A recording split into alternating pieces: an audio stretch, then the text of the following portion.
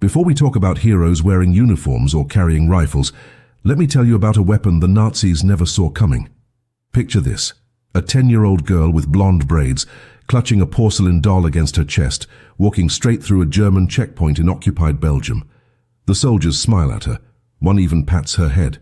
They have no idea that inside that innocent doll's hollow body, wrapped in cloth to prevent rattling, sits enough dynamite to level an entire Nazi command post. This is not fiction. This is not Hollywood. This happened. And by the end of this video, you'll understand why this little girl's story was buried for decades, why her name barely appears in history books, and why what she did might be one of the most dangerous missions any child has ever undertaken in wartime. The year was 1943, and across occupied Europe the Nazi war machine controlled every road, every bridge, every checkpoint. But they couldn't control the one thing that would ultimately help bring them down: the underestimation of innocence. Belgium in 1943 was a country suffocating under the iron grip of German occupation. 3 years had passed since Wehrmacht tanks rolled through the streets of Brussels, and by now the initial shock had transformed into something far more insidious: routine oppression. Checkpoints appeared on every major road. Curfews were enforced with brutal efficiency. Anyone caught with weapons, explosives, or even suspicious documents faced immediate execution, often in public squares as a warning to others. The Gestapo had perfected the art of terror, and Belgian citizens learned to keep their heads down, their mouths shut, and their resistance fantasies to themselves. But beneath this surface of compliance, something extraordinary was happening. Their network of ordinary people, shopkeepers, teachers, farmers, and even children, had begun to organize. They called themselves the Resistance, though that word barely captures the desperate, improvised nature of their operations. These weren't trained soldiers. They were bakers who hid Allied pilots in their basements, postmen who carried coded messages in their satchels, and yes, children who could move through the occupiers' world like ghosts because no one suspected them of anything more dangerous than playing hopscotch. Among these unlikely warriors was a girl we'll call Marie, though that wasn't her real name. In the underground networks of wartime Belgium, real names were luxuries no one could afford. Marie lived in a small town outside Liège, in a modest house with her mother, a seamstress, who spent her days mending German uniforms while secretly stitching maps into their linings. Her father had disappeared 2 years earlier, arrested for reasons the family never fully understood. One day he was there, the next gone, swallowed by the machinery of occupation that turned thousands of Belgian men into ghosts. Marie's childhood, like that of countless others, had been stolen by circumstances beyond her control. But unlike most children who simply endured, Marie found a way to fight back. It started small, as these things always do. A message carried to a neighbor, a packet of bandages delivered to a safe house. The resistance cell in her town quickly realized what many partisan groups across Europe were discovering. Children were invisible. Soldiers searched adults. They interrogated teenagers. But a little girl with a doll. She was scenery, background noise, harmless.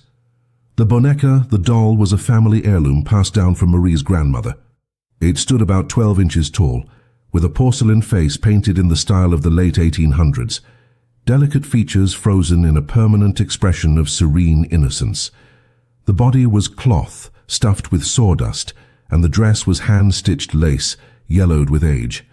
It was the kind of doll that belonged in a glass case, admired but never played with. But war transforms everything, even heirlooms. Someone in the resistance, a man with experience in demolitions, realized that the doll's cloth body could be carefully opened, emptied, and refilled. Not with sawdust, but with something far more volatile. The porcelain head and hands would remain intact, preserving the illusion. A child carrying such a doll would seem to be treasuring a precious possession, holding tight to a fragment of normalcy in a world gone mad. No German soldier, no matter how suspicious or well-trained, would think to examine it closely. It was perfect camouflage, hiding death inside innocence. Marie's first mission came on a cold morning in February.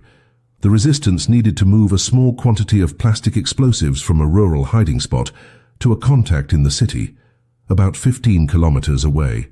The route required passing through 2 German checkpoints, both heavily manned since a recent sabotage attack on a nearby railway line had put the occupiers on high alert. Any adult carrying a package would be searched thoroughly, possibly arrested on suspicion alone. But a child walking to visit relatives carrying nothing but a doll and a small bag of bread. The plan was audacious in its simplicity. Marie's mother prepared the doll the night before, working by candlelight in the cellar. She carefully unseamed the doll's back, removed the sawdust, and created a cavity large enough to hold the tightly wrapped explosives. Cloth was packed around the payload to prevent any sound or movement. The doll, when reassembled, looked and felt exactly as it always had. Except now, it carried enough destructive power to kill everyone in the room. Marie watched the entire process in silence, understanding with a child's clarity that her life was about to change forever. The next morning, as pale winter sun broke through the clouds over occupied Belgium, Marie kissed her mother goodbye, tucked the doll under her arm, and stepped onto the road that would lead her straight into the heart of danger. She was 10 years old. She was terrified. And she was about to walk directly through a Nazi checkpoint, carrying enough explosives to be executed on the spot, if discovered. This is where the story truly begins, in that moment between safety and catastrophe, between childhood and something else entirely. The checkpoints were waiting, the soldiers were watching, and Marie, with her blonde braids and porcelain doll, was already walking toward them, one small step at a time. The first checkpoint appeared exactly where Marie had been told it would be, at the crossroads, where the rural farm road met the main highway leading into the city. From a distance, it looked almost temporary, like something that could be packed up and moved at a moment's notice. But as Marie drew closer, the reality of German efficiency revealed itself. Wooden barriers painted in stark black and white stripes forced all traffic into a single narrow lane. Sandbag fortifications flanked both sides, with machine gun positions clearly visible behind them. 3 soldiers stood in the road itself, rifles slung across their chests, examining papers and searching vehicles with methodical precision. A military truck was parked off to the side, and Marie could see more soldiers inside, smoking cigarettes and watching the road with bored expressions. This was routine for them, just another morning of occupation duty. For Marie, clutching her doll tighter with each step, it was the most terrifying moment of her young life. Every instinct screamed at her to turn around, to run back home, to abandon this insane mission. But she kept walking, because turning back now would look suspicious, and because somewhere in the city people were waiting for what she carried. The key to surviving a checkpoint, Marie had been instructed, was to act exactly like what you appeared to be, a child on an errand. Not too confident, which would seem rehearsed, not too nervous, which would trigger suspicion. Just ordinary, forgettable, invisible. As she approached the barrier, one of the soldiers, a young man who couldn't have been more than 20 years old, stepped forward and raised his hand in a casual stopping gesture. He said something in German, words Marie didn't fully understand, but whose meaning was clear enough. "Stop papers, where are you going?" Marie reached into her coat pocket with her free hand, the other still gripping the doll against her chest, and produced the travel document her mother had obtained through carefully cultivated connections. It was genuine, stamped with official seals, permitting a minor to travel to visit family in Liège. The soldier took it, glanced at it briefly, then looked down at Marie with an expression that was neither kind nor cruel, just indifferent. He asked another question in German. Marie responded in French, her voice small and shy, explaining that she was going to see her aunt who was sick. The words came out exactly as rehearsed, but inside, her heart hammered so hard she was certain the soldier could hear it. What happened next would haunt Marie for the rest of her life. The soldier smiled, a brief flicker of warmth crossing his young face, and he switched to broken French. He asked about the doll, commenting that it looked very old, very beautiful. Without waiting for permission, he reached out and touched the porcelain face with one gloved finger, tilting the doll's head slightly to examine it better. Marie felt her entire body go rigid. The doll, her precious deadly cargo, was now in the hands of fate itself. If he decided to examine it more closely, if he squeezed the body and felt something wrong, if he noticed the weight was unusual for a cloth doll, everything would end right here. She would be arrested, possibly shot, and her mother would be dragged from their home within the hour. The resistance cell would be compromised. People would die, all because of a soldier's casual curiosity about an antique doll. Time stretched into something elastic and surreal. The soldier held the doll for what felt like an eternity, but was probably only 3 or 4 seconds. Then he handed it back to Marie, patted her head in a gesture that was meant to be reassuring, and waved her through the checkpoint with her papers. Just like that, the moment passed. The first barrier lifted, and Marie walked through it, her legs shaking so badly she worried she might fall. She forced herself to maintain a normal walking pace, even though every fiber of her being wanted to sprint away from that checkpoint as fast as possible. She could feel the soldier's eyes on her back, watching her go, and she knew that any sudden movement, any sign of panic, could bring them running after her. So she walked like a child walks when sent on an errand, steady, perhaps a little bored, slightly distracted. She even paused once to adjust her coat, a gesture so natural and unrehearsed that it was perfect camouflage. Only when she rounded a bend in the road and the checkpoint disappeared from view behind a line of trees did she allow herself to exhale fully. Her hands were trembling. The doll felt heavier now, as if the close call had added physical weight to its already terrible burden. But she had made it through the first checkpoint. 1 down, 1 more to go. The city was still kilometers away, and the second checkpoint, she had been warned, was even more thorough than the first. The road into Liège cut through farmland that had been stripped bare by years of war. Fields that should have been planted with winter wheat stood empty, or had been converted into military supply depots. Marie passed abandoned farmhouses, their windows blown out, their doors hanging loose on broken hinges. Once she saw a group of forced labourers, Belgian men with yellow identification patches, digging trenches under the supervision of German guards. They didn't look up as she passed, and she didn't look at them. Everyone in occupied Belgium had learned the survival skill of selective blindness, of not seeing things that could get you killed for witnessing. The February cold bit through her thin coat, and her fingers ached from clutching the doll so tightly, but she didn't dare relax her grip. This doll, this weapon disguised as innocence, was now the center of her entire world. Everything depended on protecting it, on getting it to its destination, on completing a mission that no child should ever have been asked to undertake. The second checkpoint was waiting somewhere ahead, and with each step closer, Marie tried to prepare herself for another encounter with the machinery of occupation. The second checkpoint materialized through the morning mist like something out of a nightmare, far more imposing than the first. This was no temporary roadblock, but a permanent installation, complete with a guardhouse, concrete barriers arranged in a zigzag pattern to slow down any vehicle, and at least 8 soldiers visible from Marie's position on the road. This checkpoint controlled access to the city itself, the final barrier between the occupied countryside and the urban center where resistance activities were most closely monitored. The Germans had learned from experience that cities bred rebellion, that narrow streets and apartment buildings provided cover for saboteurs and spies, so they scrutinized everyone entering with paranoid intensity. Marie could see civilians lined up ahead of her, farmers with carts, women carrying baskets, an elderly man on a bicycle. Each one was being questioned, searched, sometimes pulled aside for additional interrogation. The process was slow, deliberate, designed as much to intimidate as to catch actual threats. Marie joined the queue, positioning herself behind a woman with 2 young children who were crying from cold and hunger. She tried to make herself small, unremarkable, just another child in a line of suffering people trying to navigate the daily humiliation of occupation. As the line inched forward, Marie had time to observe the soldiers more carefully, and what she saw made her stomach tighten with fresh fear. These weren't the young, relatively inexperienced troops manning the rural checkpoint. These were older men, harder faces, veterans who had probably seen action on the Eastern Front and been rotated back to occupation duty. One of them, a sergeant with Iron Cross ribbons on his uniform, was conducting the searches with methodical thoroughness that bordered on obsession. He opened every bag, inspected every package, ran his hands along the seams of coats, looking for hidden pockets.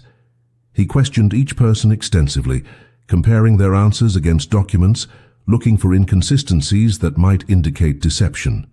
This was a man who took his job seriously, who understood that the resistance was real and active, who knew that explosives and weapons were being moved right under German noses. Marie watched him pat down a teenage boy, finding nothing, but still sending the boy to a secondary inspection area where 2 more soldiers conducted an even more invasive search. The message was clear: no one passes without thorough examination. No exceptions. When the woman with the crying children reached the sergeant, he barely glanced at her papers before waving her through, apparently deciding that a harried mother was beneath suspicion. The children's wailing had become so loud and persistent that the soldiers seemed eager to move them along just to restore quiet. Marie was next. She stepped forward, the doll pressed against her chest, and handed over her travel document with a hand that she prayed wasn't visibly shaking. The sergeant took the paper and studied it with far more attention than the first soldier had given it. He read every line, checked the stamp against some reference document he pulled from his pocket, then looked down at Marie with eyes that revealed nothing. He asked her destination in German. She replied in French. He switched languages with perfect fluency, unusual for a common soldier, and began asking questions. Where exactly did her aunt live? What street? What number? What was her aunt's full name? How long was Marie planning to stay? These weren't casual questions. They were an interrogation designed to catch a child in a lie, to see if the story held up under pressure. Marie answered each question exactly as she had been coached, providing specific details that made the story believable. Her aunt lived on Rue de la Cathédrale, number 47, second floor. Her name was Elizabeth Dubois. Marie would stay for 3 days to help care for her, because she had pneumonia and couldn't manage alone. The details flowed smoothly because they were true, or at least half true. There really was an Aunt Elizabeth, though she wasn't actually sick, and the address was real, a safe house used by the resistance to receive deliveries exactly like the one Marie was making. The sergeant listened, his expression unchanging. Then his eyes dropped to the doll. He asked what it was, though the answer was obvious. Marie explained that it was her grandmother's doll, that she never traveled without it, that it was her most precious possession. The words were true, which gave them authenticity. What she didn't say, what she couldn't say, was that this precious possession was also a bomb waiting to be delivered to people who would use it to kill German soldiers, just like the ones standing in front of her right now. The sergeant reached out and Marie's world stopped. He took the doll from her arms, not roughly but firmly, the way an adult takes something from a child when they want to examine it properly.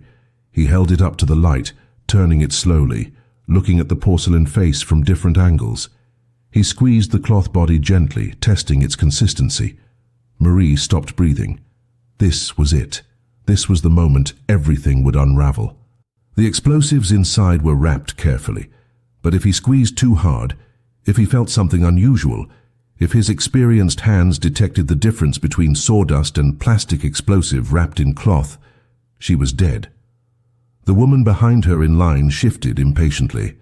Another soldier called out something in German, asking the sergeant to hurry up.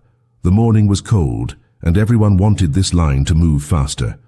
The sergeant squeezed the doll's body one more time, his fingers probing the cloth torso where death itself was hidden just centimeters from his touch. Then, incredibly, miraculously, he handed the doll back to Marie, returned her papers, and waved her through the checkpoint with a dismissive gesture. She had passed. Again. Somehow, impossibly, she had walked through the most dangerous barrier in the entire region, while carrying enough explosives to destroy a building, and the Germans had let her go. Marie walked into the city of Liège in a state of shock so profound that the streets seemed to blur around her like a watercolor painting left in the rain. Her legs moved automatically, carrying her forward along the cobblestone roads, while her mind remained frozen at that checkpoint, replaying the moment when the sergeant had squeezed the doll's body over and over again. How had he not felt it? How had trained fingers accustomed to detecting hidden weapons and contraband missed what was literally in the palm of his hand? Later, much later, Marie would understand that sometimes survival depends less on perfection and more on the assumptions people make. The sergeant expected threats to come from adults, from obvious places, from people who looked nervous or guilty. Our 10-year-old girl clutching a family heirloom simply didn't register in his mental catalogue of dangers. The resistance had understood this psychological blind spot and exploited it ruthlessly. They had turned innocence itself into a weapon, and Marie was proof that it worked. But in that moment, walking through streets patrolled by German soldiers and collaborationist police, she felt no triumph, only a bone-deep exhaustion that comes from surviving something that should have killed you. The address she had been given was in the old quarter of Liège, a maze of narrow medieval streets that had somehow survived centuries of war and occupation. Number 47. Rue de la Cathédrale was a tall, thin building squeezed between a shuttered bakery and a fabric shop that appeared to be doing legitimate business despite the occupation. Marie climbed the stairs to the second floor, her footsteps echoing in the cold stairwell, and knocked on the door using the specific pattern she had memorized. 3 quick knocks, pause, 2 more knocks, pause, 1 final knock. The door opened immediately, as if someone had been waiting directly behind it, and a woman's hand reached out, grabbed Marie by the arm, and pulled her inside so quickly she barely had time to register what was happening. The door closed and locked behind her with a decisive click. The apartment was dark, curtains drawn against the daylight, and it took Marie's eyes a moment to adjust. When they did, she found herself facing 3 people. The woman who had pulled her inside, middle-aged with grey streaks in her dark hair, and 2 men, one young and nervous-looking, the other older with the calm demeanour of someone who had done this many times before. None of them smiled, none of them offered greetings or thanks. The older man simply held out his hand and said one word in French. Doll. Marie handed over the porcelain doll without hesitation, suddenly desperate to be free of it, to transfer this terrible responsibility to someone else. The older man took it to a table near the window where thin blades of light penetrated the curtains, and with practiced efficiency he began to disassemble it. His fingers worked quickly, opening the seam along the doll's back that Marie's mother had so carefully stitched the night before. He reached inside and extracted the package of explosives, unwrapping the cloth to inspect the payload with an expert eye. He weighed it in his hand, nodded with satisfaction, then looked at Marie for the first time with something approaching respect. He told her she had done well, that this delivery was crucial, that what she carried would be used in an operation against a German ammunition depot scheduled for next week. Then he added something that made Marie's blood run cold. They needed her to do it again. Not today, not tomorrow, but soon. The doll would be refilled, and she would make another journey, because the resistance had discovered that this method worked too well to abandon after just one success. Marie was no longer just a child who had helped once. She had become an asset, a repeatable resource in the underground war against occupation. The woman, who introduced herself only as Marguerite, offered Marie bread and weak tea, the first food she had eaten since leaving home that morning.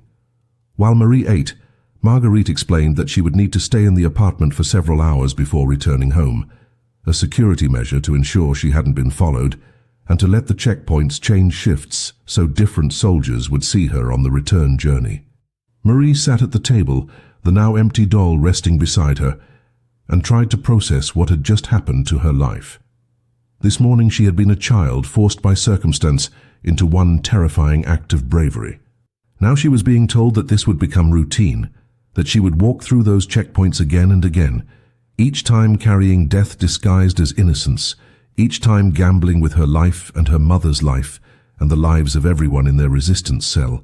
The young nervous man, who hadn't spoken yet, suddenly asked Marguerite if this was right, if they should be using a child this way. His question hung in the air like smoke. Marguerite's response was cold and factual. The Germans were using children as forced labor, as human shields, as victims of their extermination camps. The resistance would use whatever weapons they had available, and if that weapon was a little girl with a doll, then so be it. War had no room for squeamishness about age or innocence. Marie finished her bread in silence and stared at the doll, now just a harmless toy again, empty of its deadly cargo. She thought about the soldiers at the checkpoints, especially the sergeant who had held this doll in his hands and never suspected that he was holding his own death. She thought about her father, disappeared into the machinery of occupation, probably dead in some camp or ditch. She thought about all the other children across occupied Europe who had lost their childhoods to this war, who had been forced to grow up too fast, to make impossible choices, to carry burdens no child should ever know. And she realized, sitting in that dark apartment while German patrols passed in the street below, that she had already made her choice. She would do it again. She would walk through those checkpoints as many times as necessary, carrying her deadly cargo, because the alternative was to do nothing while the occupation ground on forever. At 10 years old, Marie had become a soldier in a war that most people would never know she fought. The doll sat on the table between her and the adults, a silent witness to the transformation of innocence into something harder, sharper, and far more dangerous than any German soldier could have imagined. Over the following months, Marie made the journey 7 more times. 7 trips through those checkpoints, 7 times carrying explosives hidden inside her grandmother's porcelain doll. 7 gambles with death that somehow, impossibly, she kept winning. Each mission followed the same basic pattern, but with variations designed to avoid establishing a predictable routine that might attract attention. Sometimes she traveled on different days of the week. Sometimes she carried the doll in her arms, other times in a small bag with bread and other innocent items. Once she even traveled with her mother, the 2 of them pretending to visit relatives together, the doll tucked casually between them on the train. The resistance handlers understood that repetition bred danger, that eventually some sharp-eyed soldier might remember the girl with the antique doll and start asking questions. So they varied everything they could while maintaining the core deception. A child was invisible, and a treasured toy was above suspicion. With each successful delivery, the network's confidence in this method grew, and with it, the quantities of explosives Marie was asked to transport increased. The doll's hollow body was modified to carry more payload, packed so tightly that Marie sometimes feared the porcelain face might crack from the internal pressure. The psychological toll of these missions accumulated in ways Marie couldn't have anticipated. She began having nightmares where the doll exploded in her arms at the checkpoint, or where soldiers opened it and pulled out the explosives while she stood frozen, unable to run or explain. She developed a ritual of talking to the doll before each mission, whispering to it as if it were alive, asking it to protect her one more time. Her mother watched these transformations with growing anguish, knowing that her daughter was losing something irreplaceable with each journey, some essential quality of childhood that could never be recovered. But they were trapped in the logic of war, where stopping now would mean that all the previous risks had been for nothing, and where the resistance depended on Marie's unique ability to move freely through the German security apparatus. The handlers praised her courage, told her she was saving lives, reminded her that the explosives she delivered were destroying Nazi ammunition depots, fuel reserves, and communication centers.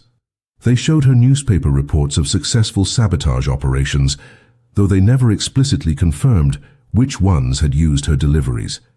Marie wanted to feel pride in these accomplishments, but mostly she felt tired, a weariness that went beyond physical exhaustion into something deeper and more permanent.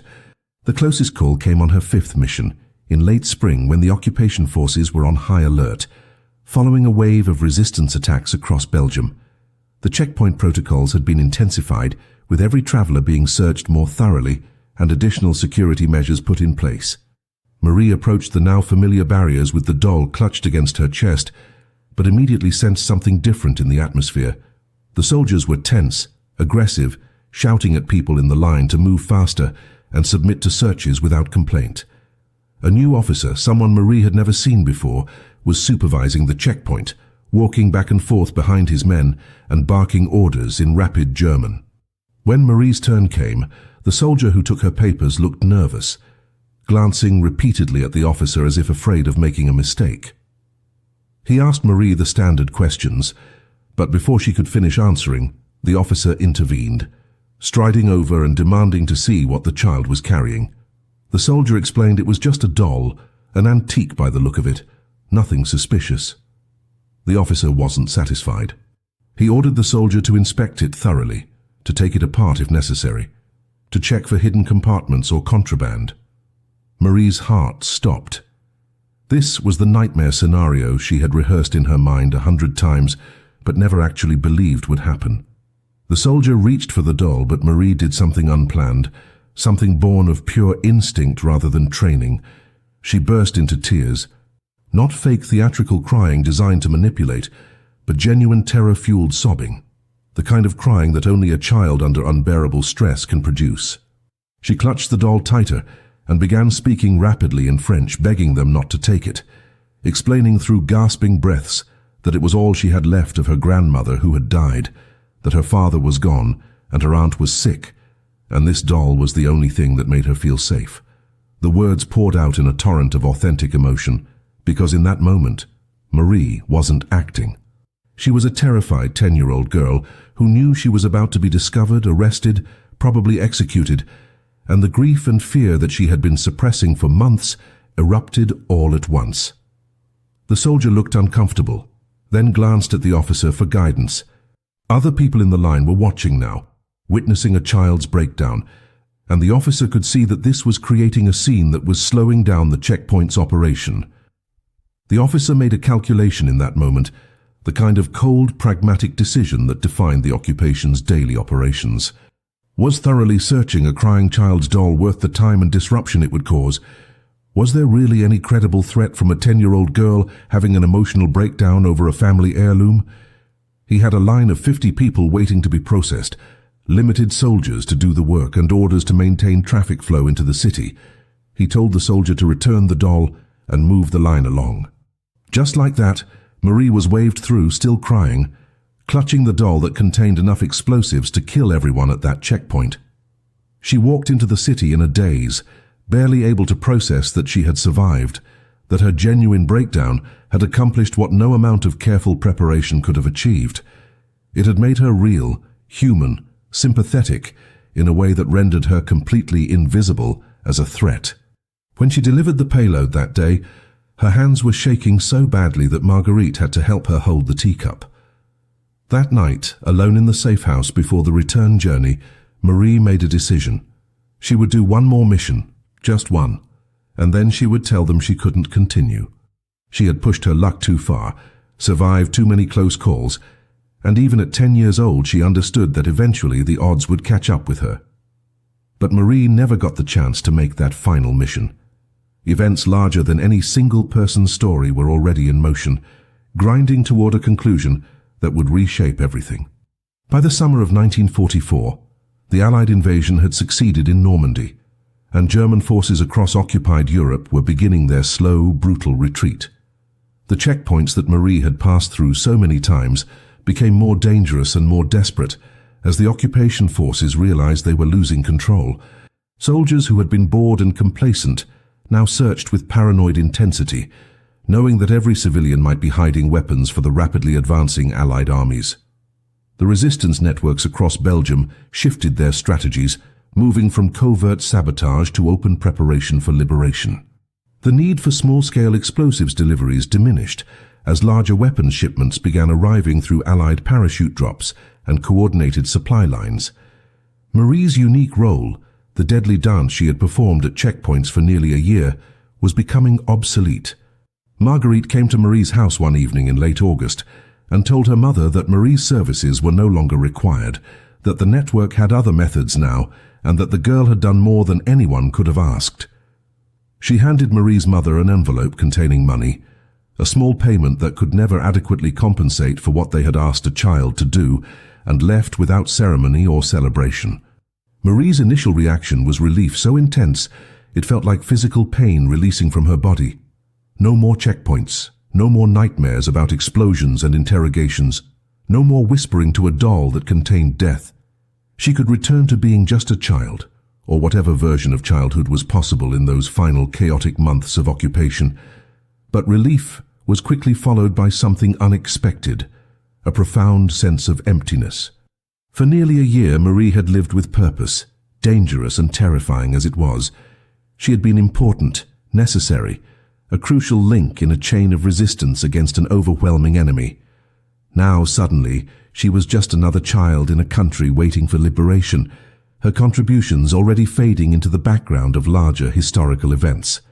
She found herself missing the weight of the doll in her arms, the adrenaline spike at checkpoints, even the fear that had become so familiar it was almost comfortable. Her mother recognized these symptoms, the difficulty that soldiers face when removed from combat and expected to simply resume normal life. But there were no support systems for child resistance fighters, no therapy or debriefing or recognition. Marie was expected to simply forget, to move on, to pretend that the past year had been just a strange interruption in an otherwise normal childhood. The liberation of Liège came in early September 1944, when American forces rolled through the city, amid scenes of jubilation that Marie watched from her window with strangely muted emotions. People danced in the streets, tore down German signs, embraced the soldiers who had freed them from 4 years of occupation. Marie should have felt joy, should have celebrated the end of the nightmare that had defined her childhood. Instead, she felt disconnected, separated from the celebration by experiences she couldn't share and couldn't explain. Who would believe that a 10-year-old girl had carried explosives through Nazi checkpoints, hidden inside a porcelain doll? Who would understand that she had done it not once but 8 times, that she had looked German soldiers in the eyes while carrying enough dynamite to kill them all, that she had survived through a combination of careful planning and sheer impossible luck? The story seemed absurd, even to Marie herself, now that it was over. Something from a novel rather than real life. Her mother had warned her never to speak of it, explaining that even in liberation there would be questions about how they had survived, accusations of collaboration, demands for proof of resistance activities. Better to stay silent, to blend back into normalcy, to let the story die with the occupation. The doll itself, the porcelain-faced accomplice to 8 missions of sabotage, sat on a shelf in Marie's room, returned to its original purpose as a family heirloom. Marie's mother had carefully restored it, removing all traces of its modifications, filling the body with fresh sawdust, restitching the seams with meticulous care. It looked exactly as it had before the war, serene and innocent, its painted face revealing nothing of the deadly cargo it had once carried.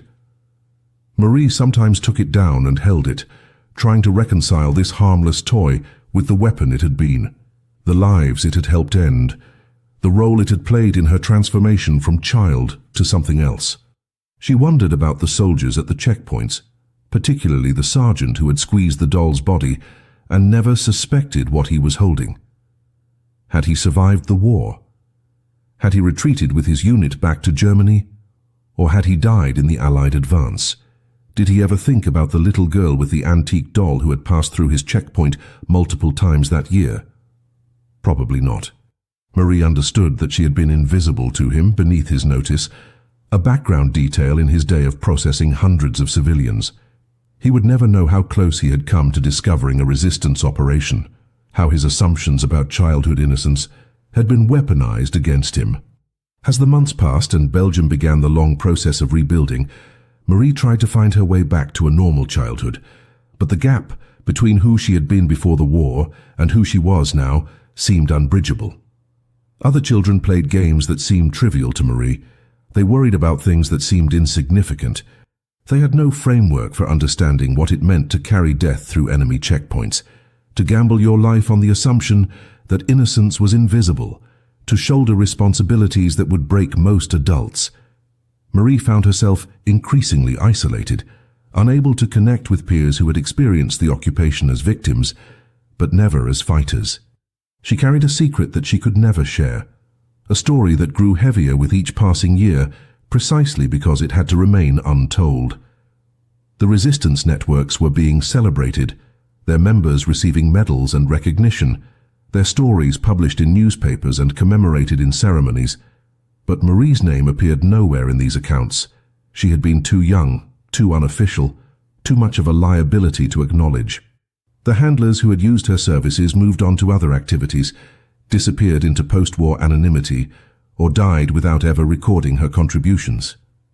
Marguerite vanished completely, along with the safe house on Rue de la Cathédrale.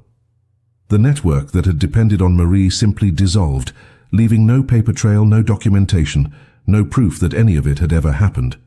The true scale of what Marie had accomplished only became clear decades later, when historians began piecing together the fragmented records of Belgian resistance operations during the occupation. Among the documents that survived the war were German military reports detailing a series of devastating sabotage attacks on ammunition depots, fuel storage facilities, and communication centers in the Liège region between February and August of 1944. These attacks had significantly disrupted German logistics during a critical period when the occupiers were trying to consolidate their defenses against the anticipated Allied invasion. The reports noted with frustration that the explosives used in these operations had somehow been transported through multiple security checkpoints without detection, suggesting that the resistance had developed a smuggling method that German counterintelligence had failed to identify or stop. One report, written by a Gestapo officer in July 1944, specifically mentioned the puzzle of how plastic explosives were moving through the tightest security cordon in the region, passing through checkpoints where every adult was thoroughly searched. The officer proposed various theories: underground tunnels, corruption among checkpoint guards, sophisticated false bottom containers. He never considered the actual answer: a 10-year-old girl with a doll. The explosives that Marie delivered across those 8 missions were distributed to multiple resistance cells and used in coordinated attacks that had strategic impact far beyond their immediate destruction. When the ammunition depot outside Liège exploded in March 1944, it destroyed supplies that were earmarked for German units fighting on the Eastern Front, contributing in a small but measurable way to the shortages that plagued Wehrmacht operations during the Soviet Spring Offensive. When the fuel storage facility burned in May, it forced German military vehicles in the region to operate on reduced rations, limiting their mobility and making them more vulnerable to Allied air attacks. These weren't the dramatic turning points that history books focus on, the famous battles that everyone remembers. They were the 1,000 small cuts that collectively weakened the occupation, the unglamorous work of resistance that made liberation possible when the Allied armies finally arrived. And at the center of this network of sabotage, invisible and unacknowledged, was a child who had risked everything to carry death disguised as innocence through the heart of enemy security. But what haunted Marie more than the operations themselves was the human cost that she only learned about years after the war ended. In 1968, now a middle-aged woman with children of her own, Marie received an unexpected letter from a man who identified himself as a former member of the resistance cell that had used her deliveries. He was dying of cancer and wanted to clear his conscience before the end. His letter contained details about the operations that Marie's explosives had supplied, including one fact that had been carefully hidden from her during the war. Not all of the targets had been purely military. One of the buildings destroyed in a June 1944 operation had been a German administrative office that also housed Belgian civilians who worked as clerks and translators for the occupation authorities. When the explosives detonated, they had killed 12 German soldiers and officers as planned, but they had also killed 7 Belgian civilians who happened to be working late that evening. The resistance had known this would happen. They had calculated that destroying the German command structure in that building was worth the civilian casualties, that collaboration with the occupiers made those Belgians legitimate targets.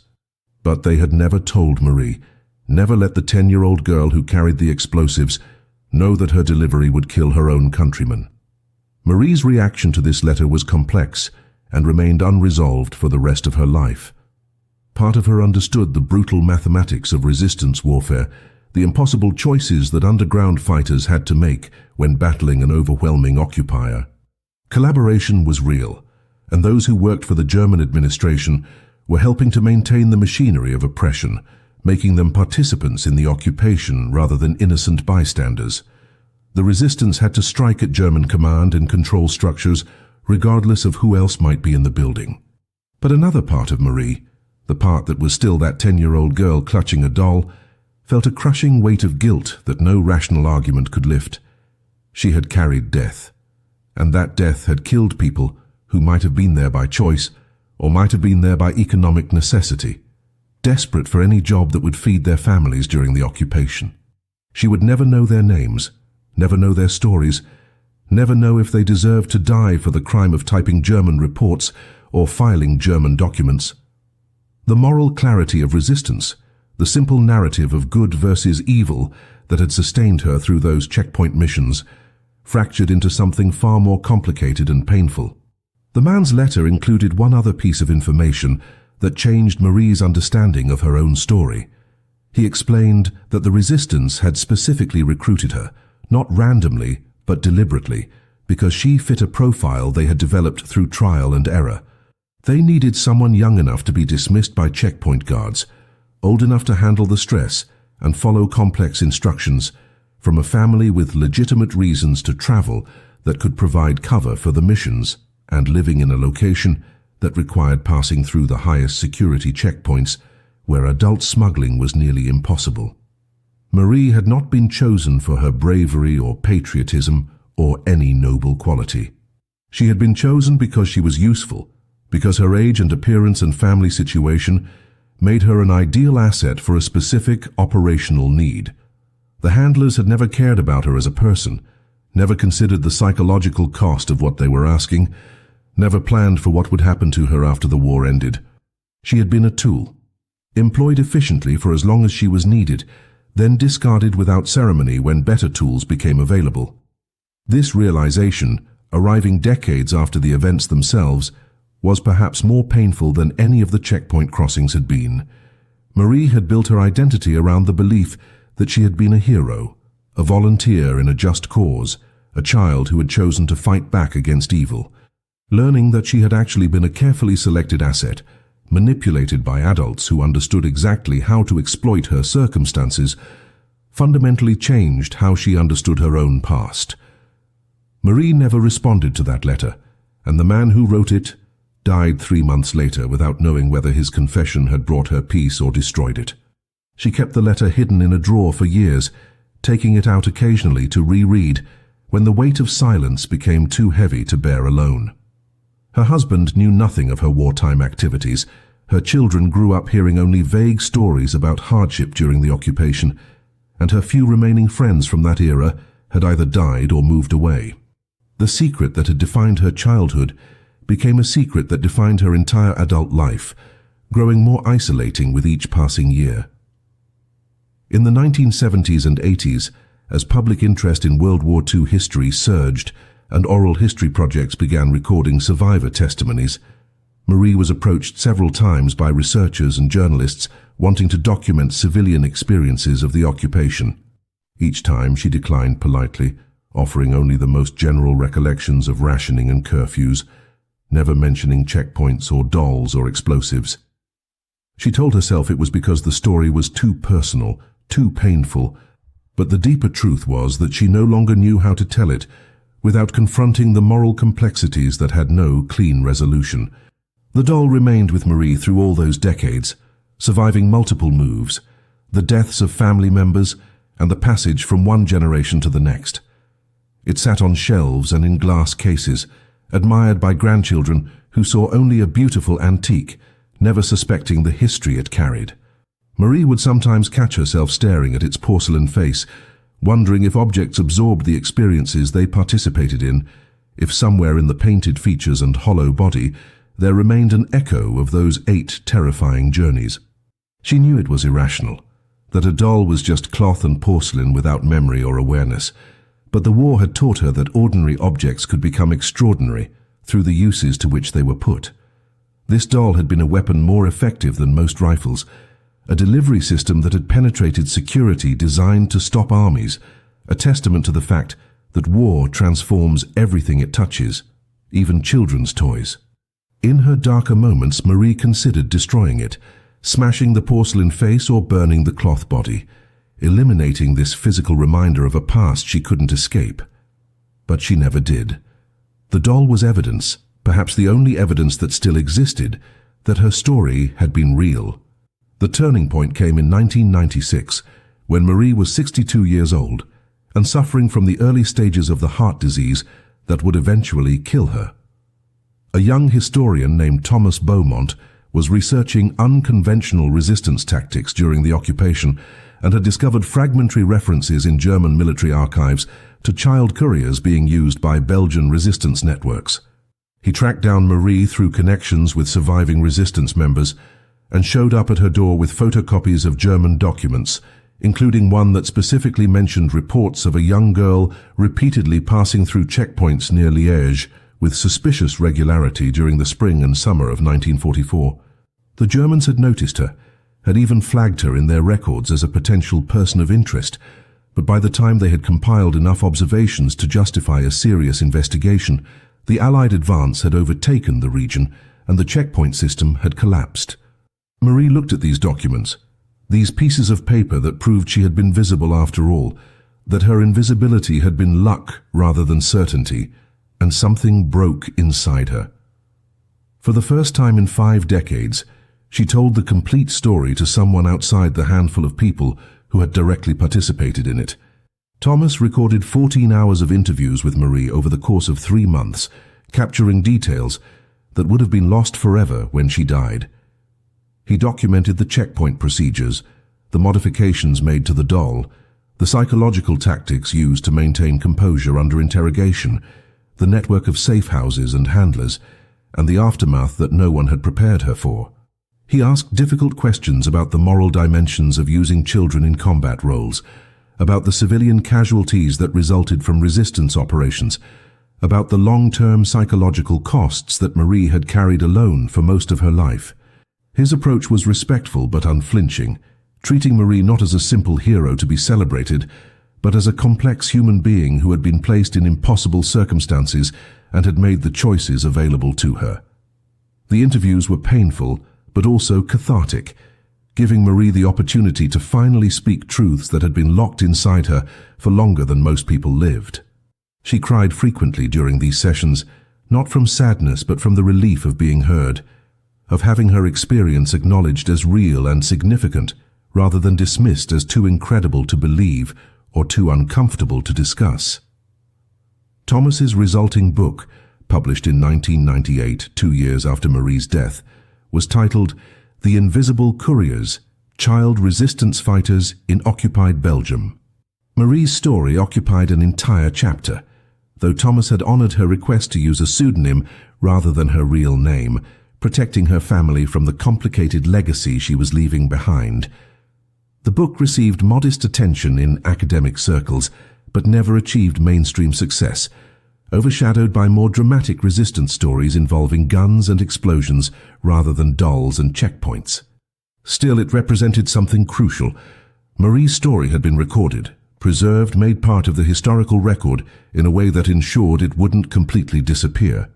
The doll which Marie had bequeathed to Thomas in her will, along with a letter authorizing its use for educational purposes, eventually found its way to the Belgian Resistance Museum in Brussels, where it sits today in a small display case with a placard that reads, "Courier doll circa 1943 to 1944, used by anonymous child resistance member to transport explosives through German checkpoints."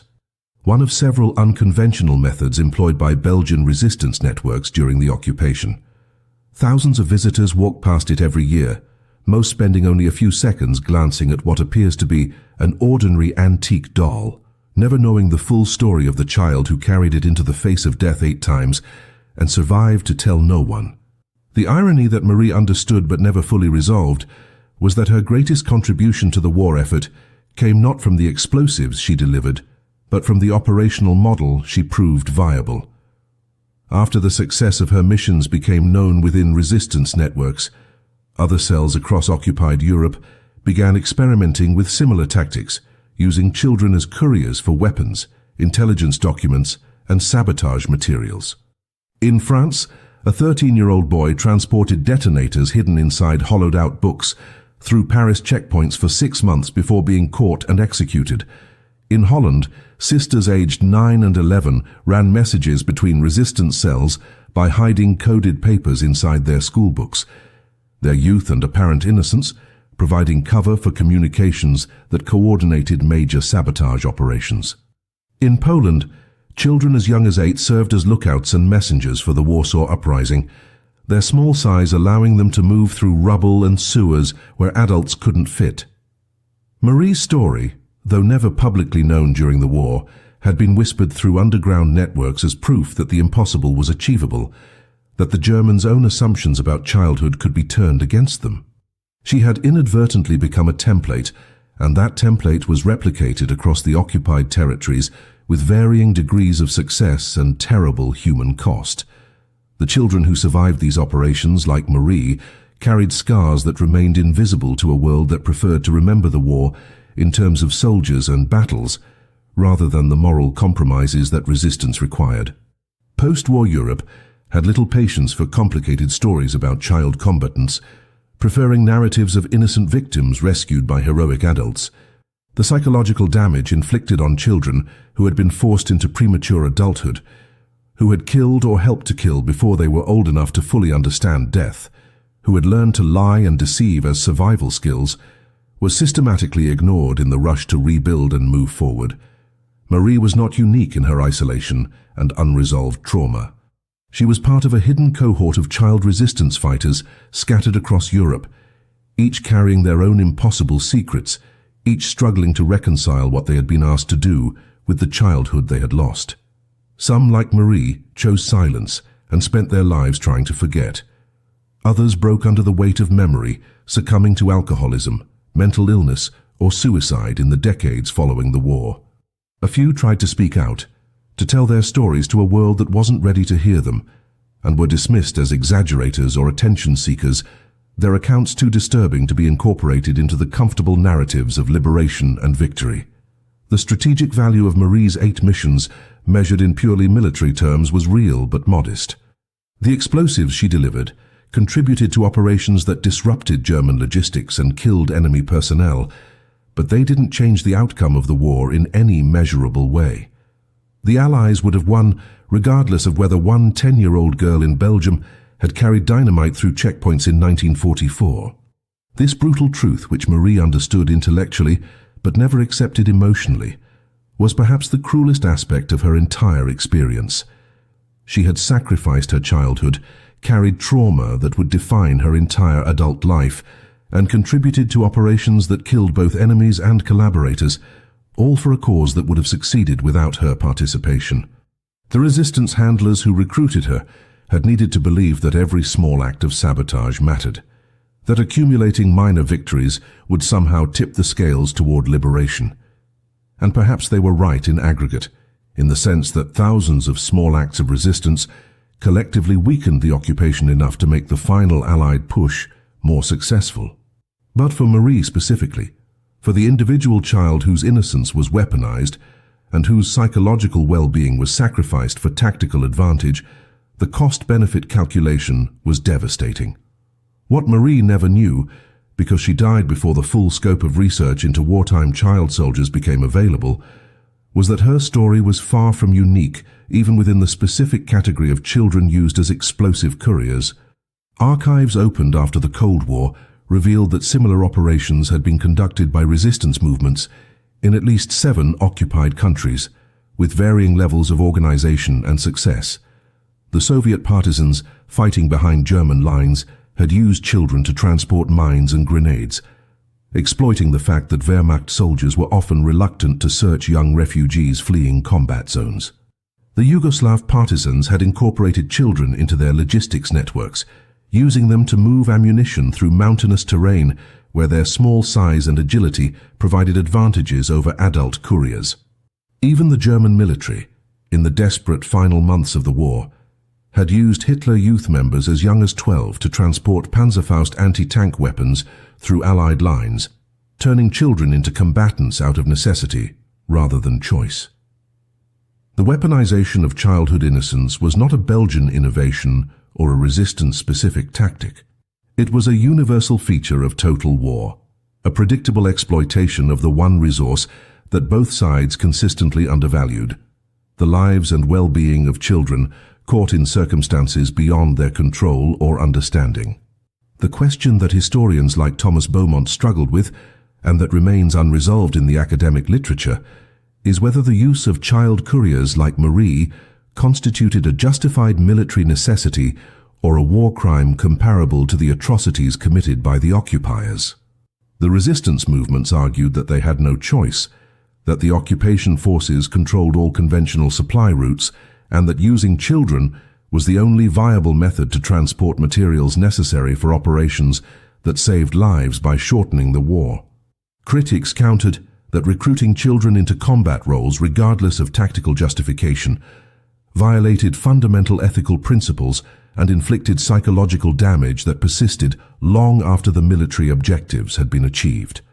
Marie herself never took a clear position on this debate, telling Thomas in one of their final interviews that she didn't have the moral authority to judge the people who had used her, because she understood the desperation that drove their decisions, even as she lived with the consequences of those decisions every day.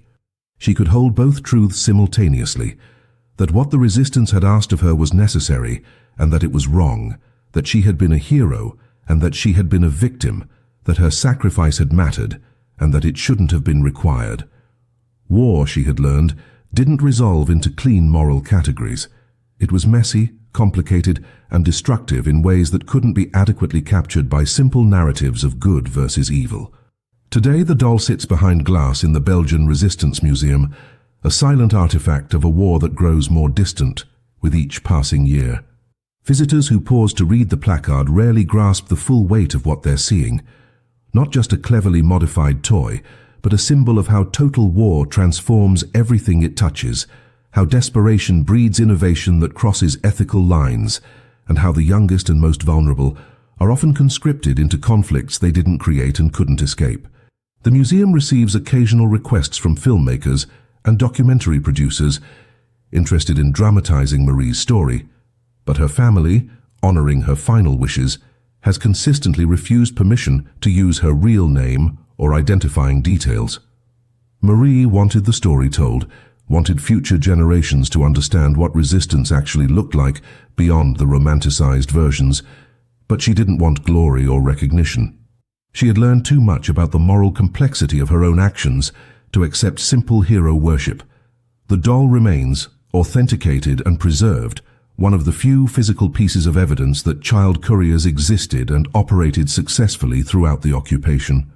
What makes Marie's story particularly important in 2025, 8 decades after the events themselves, is not its uniqueness, but its universality. In conflicts around the world today, children continue to be weaponized, conscripted, and exploited by forces that see them as tactical assets rather than human beings deserving protection. The specific circumstances change, the technologies evolve, the ideologies differ, but the underlying pattern remains consistent. Adults in desperate circumstances make choices that sacrifice children's well-being for perceived military or political necessity. Marie's story forces us to confront uncomfortable questions about how we remember resistance, how we celebrate historical victories, and what costs we're willing to accept in the name of fighting tyranny. The Allies won the war, the occupation ended, Belgium was liberated, and in the grand narrative of World War II, these outcomes justified almost any sacrifice. But for Marie, who lived 52 more years after her final checkpoint crossing, the victory was complicated by knowledge that couldn't be forgotten and trauma that couldn't be healed. The historical amnesia surrounding child resistance fighters like Marie isn't accidental. Post-war societies needed clean narratives of heroism and liberation, stories that could unite divided populations and provide moral clarity in the face of unprecedented destruction. Children carrying explosives through checkpoints didn't fit that narrative comfortably. They raised questions about who bears responsibility for the decisions made under occupation, whether the ends justified the means, and what we owe to the people who sacrificed their innocence for causes they were too young to fully understand. By forgetting these stories, by allowing them to fade into obscurity or be reduced to brief museum placards, we avoid confronting the full moral complexity of resistance warfare.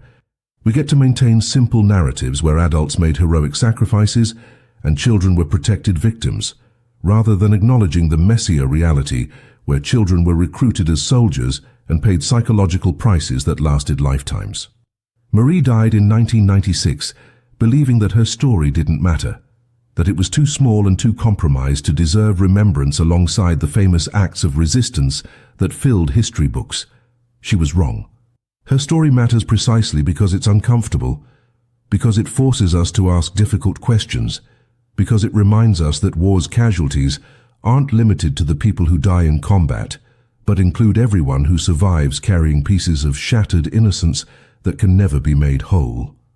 The little girl who walked through Nazi checkpoints with dynamite hidden in her grandmother's porcelain doll wasn't just fighting Germans.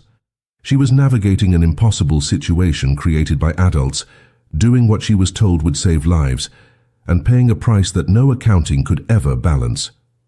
Her story deserves to be remembered not because it's inspiring, but because it's true, and because forgetting it makes it easier to repeat the same patterns in future conflicts. The doll behind the glass in Brussels is more than a curious historical artifact. It's a warning, a question and a memorial to all the children who fought wars they didn't start, and received no recognition for sacrifices they never should have been asked to make.